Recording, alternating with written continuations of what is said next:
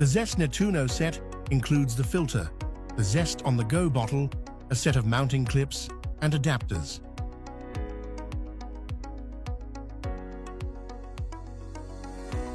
Choose a suitable location for the filter installation. Before starting, turn off the main water valve.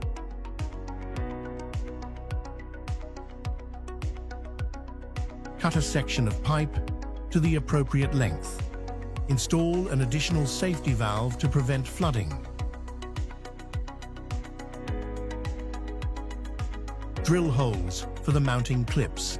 Fix the brackets into the drilled holes.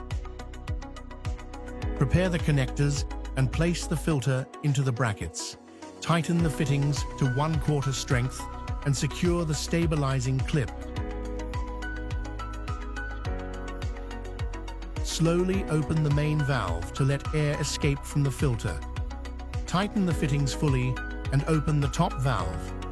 Finally, fully open the main water valve and let the water flow freely. Allow the water to run for a few minutes until it becomes crystal clear. Done. Enjoy up to 2 years of clean, filtered water throughout your home.